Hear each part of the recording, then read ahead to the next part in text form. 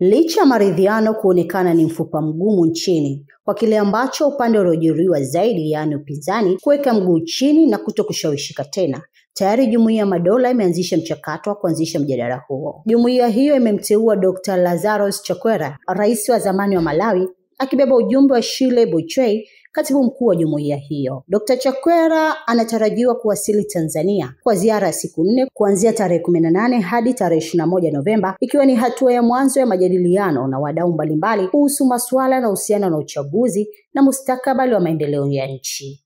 Katika ziara hiyo atakutana na viongozi wa serikali, wanasiasa, mashirika ya kiraia, viongozi wa dini na mila pamoja na wadau wa kitaifa na kimataifa. Mazungumzo haya yanapania kuanzisha mjadala jumuishi kuhusu maridhiano, haki za kisiasa na kuimarisha demokrasia.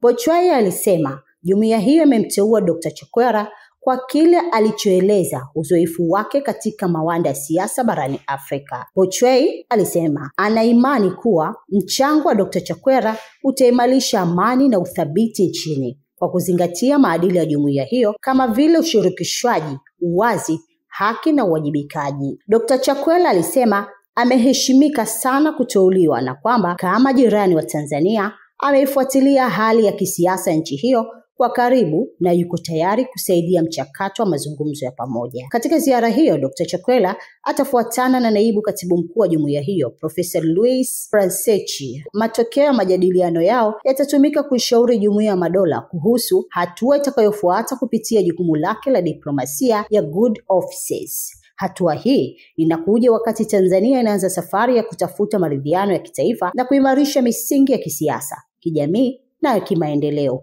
huku wadau wakisubiri kuona mwelekeo wa mazungumzo hayo mapya. Duru nchini Tanzania zinasema kuwa umma wa Tanzania ambao ndio walengwa wa maridhiano hayo haujafahamishwa ratiba ya Dr. Chakwera, lakini anakuja katika kipindi ambacho kiongozi mkuu wa upinzani akiwa ndani, jambo ambalo linaweza lisifanikishe mazungumzo hayo. Chanzo cha habari hii ni BBC Swahili. Mimi ni Zakiana. Ili kwa wa kwanza kupata habari zetu, tafadhali usisahau kusubscribe, like na kucomment.